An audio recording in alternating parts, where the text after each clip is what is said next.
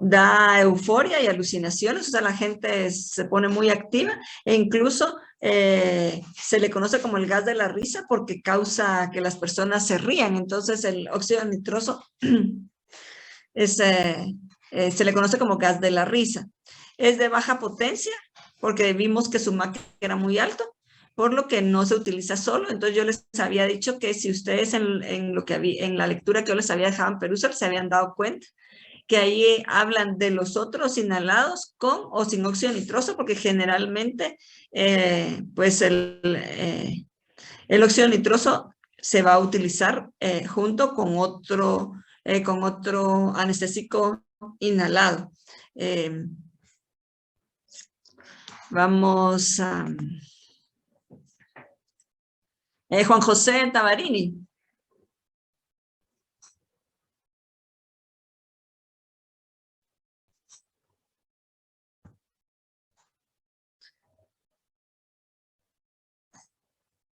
Juan José, buenas tardes. Con respecto a, como ya habíamos comentado, algunas características del óxido nitroso, ¿por qué si tiene tan baja potencia, por qué crees tú que se sigue utilizando?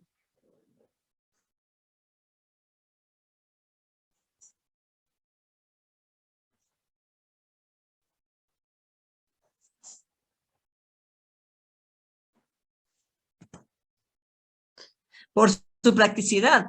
¿Por qué es práctico? Según tú, ¿por qué es práctico?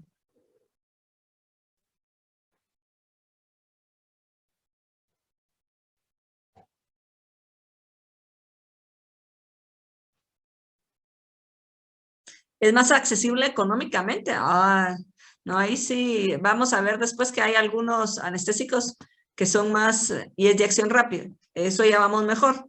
Eh, la verdad es que, si ustedes se recuerdan, vimos aspectos de la solubilidad en sangre de este tipo de anestésicos. Y habíamos hablado de que aquellos que son de muy alta solubilidad, el problema es que no llega una buena cantidad al cerebro, que es donde nos interesa, o sea, el sistema nervioso central, y además se tardan más en eliminarse. Entonces el óxido nitroso tiene la ventaja de que empieza muy rápida su acción, porque llega muy, o sea, como tiene baja solubilidad, no se me queda en la sangre, sino que llega al sistema nervioso central.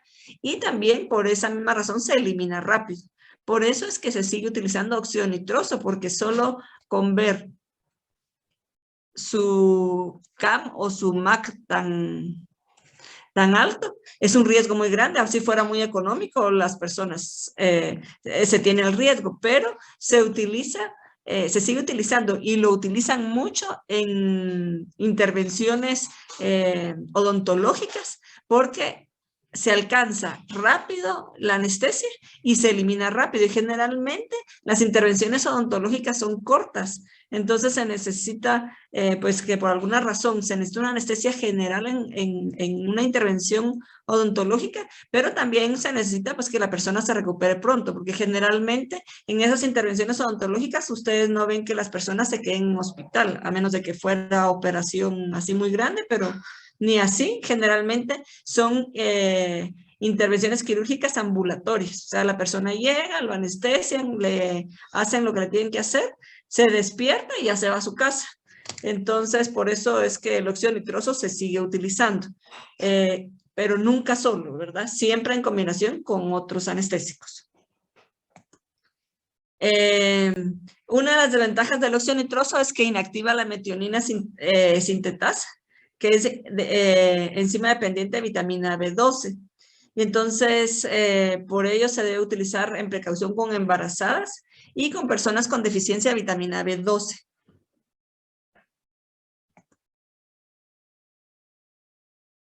Sí, Cocavir. Ahorita vamos bueno, está bien que me mencionaste lo de las alergias. Creo que ustedes en la lectura vieron alguna situación de estos inhalados. Eh, yo les decía a ustedes, la mayoría de personas, si les dicen que van a tener una intervención con anestesia general, pues les da cierto temor, sobre todo porque se han tenido como, pues, en algunos casos, algunas malas experiencias. Entonces, se necesita, como yo les decía, médicos que hayan estudiado y que sean especialistas en administración de anestesias generales, porque siempre hay un riesgo. Y uno de los riesgos que no siempre se puede contemplar son las respuestas inmunitarias, o sea que si yo tengo alergia a algunos de los componentes. Estas sustancias pueden tener algunas reacciones de susceptibilidad de la persona y que no siempre se puede adelantar. Entonces tiene que estar realmente, cuando se da una anestesia general, se tiene que estar dentro de una institución hospitalaria generalmente, o por lo menos que haya un anestesista, que haya un carrito de emergencias, por decirles así, porque en donde hay cirugías ambulatorias, pero que ponen anestesia general, tiene que tener un carrito donde haya adrenalina, donde hayan algunos otros equipos, si hay un problema de que la persona responda mal a la anestesia. Como yo les decía, el óxido nitroso es popular en odontología, que se le llama gas de la risa y que se utiliza en combinación. Prácticamente no se metaboliza, sino como yo les decía, entra y sale prácticamente el óxido nitroso. Entonces, ahorita Juan José me preguntaba que si con anestesia una mala administración, hay de todo, una mala administración y también respuestas idiosincráticas, o sea, respuestas propias de la persona que no sabe. Y algo que les mencionaba en el artículo, y no sé si alguien reparó en eso, fue en la hipertermia maligna. No sé si alguien vio el término de hipertermia maligna.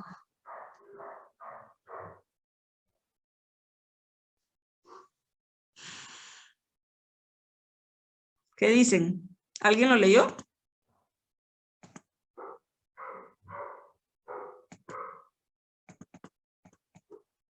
Nadie me contesta. Alguien que me diga sí, no, no, no. No, la verdad yo no lo leí. No Sí, me pero suena sí el tema. está en el artículo.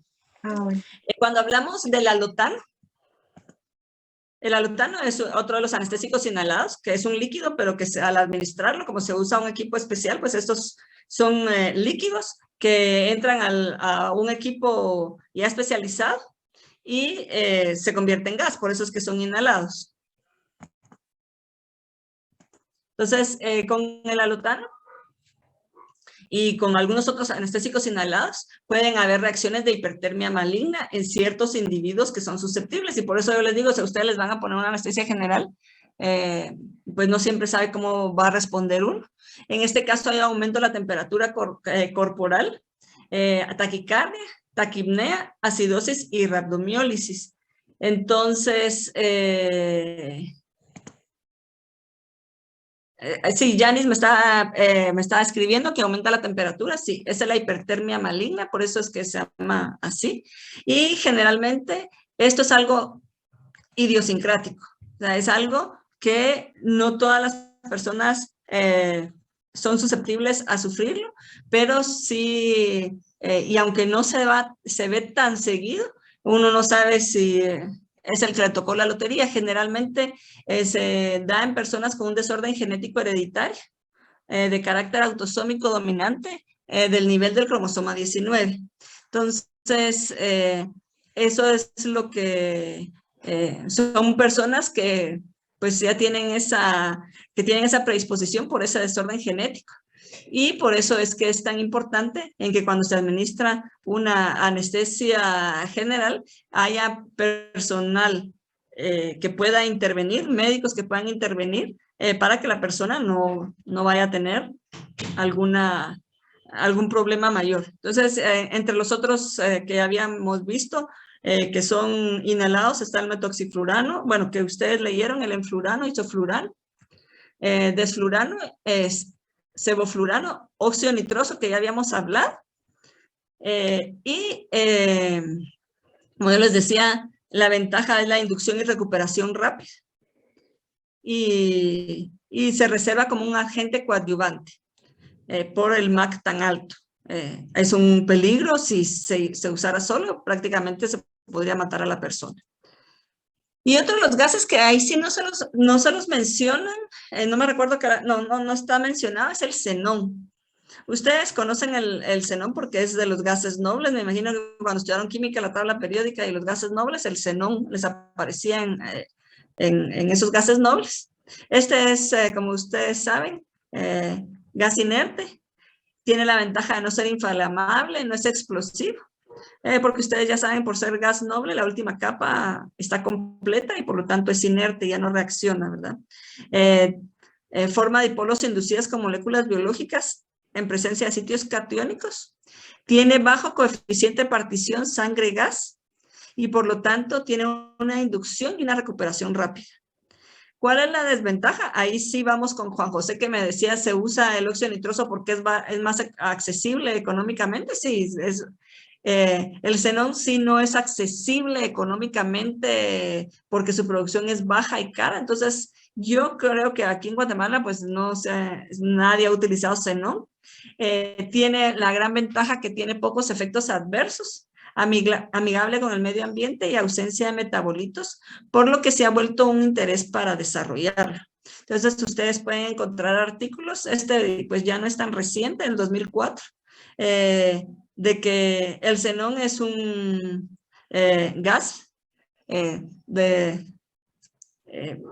es más moderno para casos de anestesia general. Tiene esas grandes ventajas y la verdad, pues que en otros países sí ya se está utilizando el xenón. Yo me atrevería a decir que aquí en Guatemala no. Como dice el artículo, de las cuestiones importantes del xenón es que no hay riesgo cardiovascular, hay una estabilidad cardiovascular para las personas, una protección cerebral y tiene una farmacocinética bastante favorable. Aquí yo no les diría, yo no conozco, yo casi pensaría que todavía no se usa el xenón aquí en Guatemala, pero si ven el artículo es del 2004, ya están hablando del xenón como un gas que se utiliza en la anestesia moderna y sé por artículos más recientes pues que se ha seguido utilizando. Lo que sí leí entre los artículos que leí más modernos es que el xenón también lo han utilizado como un agente de dopaje, por lo tanto está incluido entre aquellos agentes que están prohibidos en los deportistas y que se examina si estos deportistas han tenido una administración de xenón, no sé cómo se los darán, eso no me puse a leer, pero sí está entre los agentes que no debe presentar un deportista para evitar estas cuestiones de dopaje, ¿verdad? Entonces, porque parece que les da algunas ventajas. Entonces, este es un anestésico más moderno con muchas ventajas. Y bueno, vimos cuáles eran las clases y generaciones de los anestésicos inhalados. Y a pesar de que las halogenaciones de hidrocarburos y éteres aumentó la potencia anestésica, esto también ha aumentado el potencial de inducir arritmias cardíacas. Por eso es que yo les decía que el xenón tiene la ventaja que es estable para el corazón, o sea, no me va a provocar esas arritmias cardíacas. Aquellos que tienen flúor tienen menos potencial de inducir estas arritmias y así consecuentemente cloro, bromo y yodo, o sea que los que tengan yodo son los que más posibilidad de arritmias cardíacas puedan presentar. Si ustedes se dieron cuenta y ustedes hicieron a conciencia su hoja de trabajo, ustedes ven que la mayoría lo que tienen de halógeno es flúor o cloro. Los éteres que tienen un carbono asimétrico halogenado tienden a ser buenos anestésicos como el enfluran. Los metiletiléteres halogenados, como el enflurano e isoflurano, son más estables, más potentes y tienen un mejor perfil clínico que los dietil-heterhalogenados. La halogenación, y como en la mayoría de los casos es flúor, esto va a disminuir la inflamabilidad, que era el riesgo que se tenía cuando se usaba, por ejemplo, éter, y aumenta la estabilidad de los carbonos adyacentes halogenados. las halogenaciones completas de alcanos y éteres o halogenaciones totales de grupos metilos terminales. Ya vimos la última vez que disminuye potencia y también puede aumentar actividad convulsivante. Y la presencia de dobles enlaces puede aumentar reactividad química, pero también aumenta toxicidad. Eso como una conclusión de los anestésicos inhalados. Y como vimos, hay agentes de inducción como los intravenosos, que ya vimos que muchos de ellos son algunas benzodiazepinas, tiopental, que es un barbitúrico, pero hay otras sustancias como el propofol, la ketamina, que lo leyeron ustedes en el artículo que revisaron en Perusa. Y así como el etomidato también es otro agente de inducción. ¿Alguna duda con respecto a estos anestésicos intravenosos? Cuando hicieron su cuadrito de resumen. ¿Andrés? Yo sí tenía una, pero es que fue porque cuando estábamos haciendo el cuadrito, pues habían varios mecanismos de acción. Entonces me generó duda, al ser depresores del sistema nervioso central, bueno, pues lo mismo que son anestésicos, ¿solo van a actuar sobre GABA o sí tienen como influencia en algún otro lado? ¿Qué me dices tú que hicieron los mecanismos de acción? Pues la verdad es que yo vi varios porque vi que había como receptores de otros receptores aparte del... Exacto. Ajá. Y entonces, ¿cómo puedo causar yo depresión del sistema nervioso central? ¿Alessandra Chajón?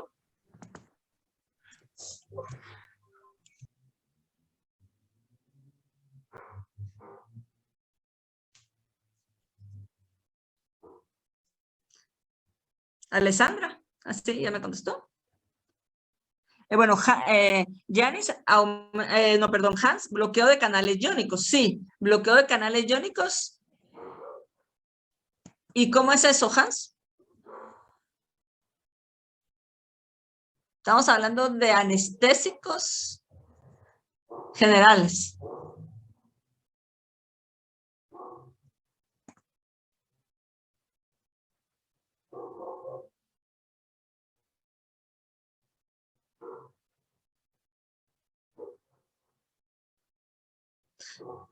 ¿Cuáles de los que aparecen en esta diapositiva me causa bloqueo de canales iónicos?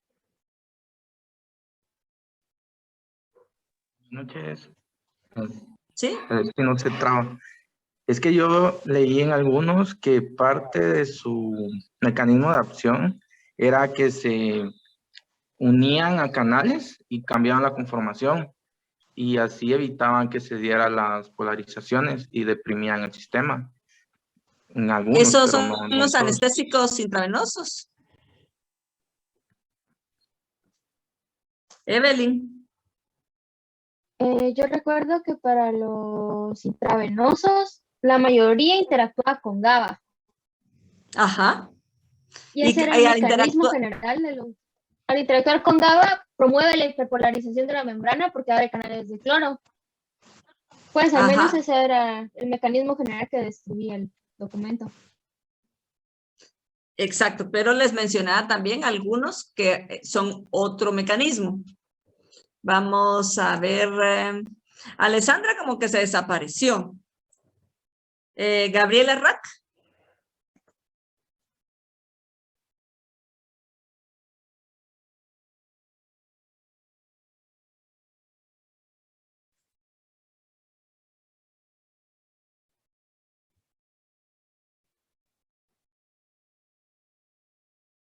Gabriela.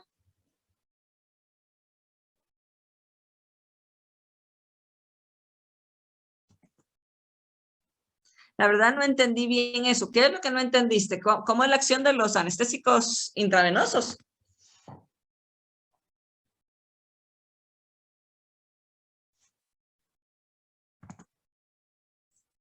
Vamos a ver, Cristian con los receptores de glutamato NMDA y ¿qué otros mecanismos tienen? Entonces, Cristian, si me puedes decir, con los receptores de glutamato NMDA, ¿cuál va a ser qué es la forma de acción de esas sustancias?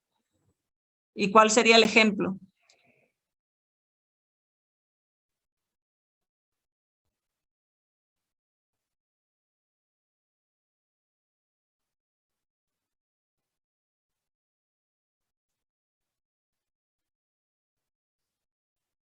Son los canales excitatorios. Ajá. Entonces, como me lo están bloqueando, o sea, el receptor NMDA son canales excitatorios, entonces son antagonistas, entonces me van a hacer el efecto contrario. ¿Cuál es un ejemplo de esos anestésicos? ¿Quién se acuerda?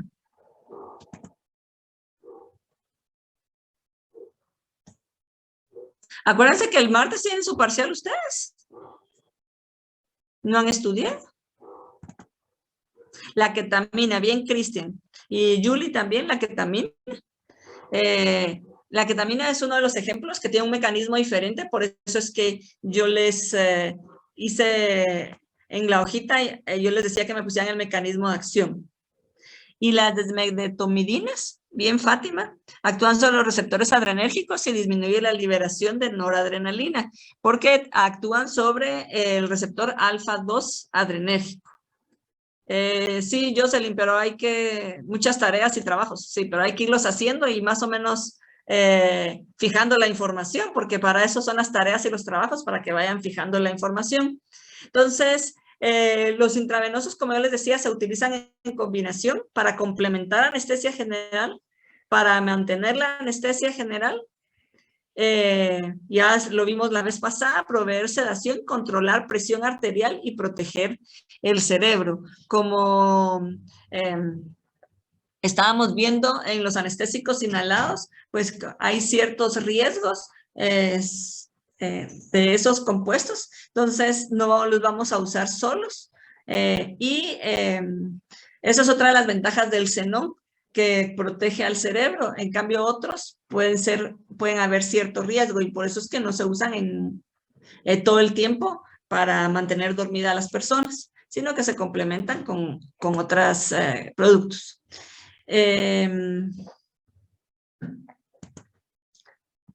Tenemos el propofol que ustedes ya leyeron y que se utiliza en pacientes ambulatorios. Generalmente son cirugías más cortas. Puede ser en cirugías, por ejemplo, oftalmológicas, que generalmente la persona no se queda internada si son algunas cirugías oftalmológicas y que la persona después se va a su casa. Tenían el ejemplo de tomidato, que es modulación positiva del receptor GABA, pero tienen la ketamina, que es un antagonista no competitivo en el receptor de glutamato. Entonces, ustedes saben que el glutamato es un neurotransmisor excitatorio y al ser antagonista, pues me va a hacer lo contrario. Entonces, me va a deprimir el sistema nervioso central. Y la ketamina se conoce en el bajo mundo como Special K porque es una droga de abuso. La ketamina se utiliza para anestesiar animales y por eso es que se venden en clínicas veterinarias. Entonces, pues las personas se robaban la ketamina ahí para utilizarla como droga de abuso. Se conoce como Special K, que es la ketamina, incluso pues es un producto controlado. Y para algunos pueden ver que si es un anestésico y si lo controlan, las personas no van a tener acceso para ellos, pero lo van a trabajar únicamente personal sanitario, no que uno vaya a la farmacia y compre ketamina. Y el tiopental, ya no vamos a hablar de él, es un anestésico intravenoso y es un barbitúrico. Por eso yo le decía a Indira el día que me dijo mucho que los mecanismos de acción, aquellos que son los barbitúricos, ya saben ustedes el mecanismo de acción y ustedes ya también saben pues, las características de las estructuras. Entonces, en este caso, el tiopental. Y también tenemos algunas benzodiazepinas. Y tenemos los otros auxiliares que habíamos mencionado como relajantes musculares, las benzodiazepinas y lo que me habían dicho de agonistas adrenérgicos alfa 2, que tenemos la dexmedetomidina y también tenemos otro que se llama clonidina. Y entonces esto me ayuda a reducir dosis de anestésico y analgésico. Ahorita, no sé si hay alguna duda entre muchos trabajos y tareas. Sí, Evelyn. No, perdón, dejé mi mano levantada, disculpe. Ah, bueno. Bien, entonces ahorita van a entrar a la plataforma Moodle. Vamos a hacer un cuestionario corto. Entran a Moodle, a la sección de evaluaciones.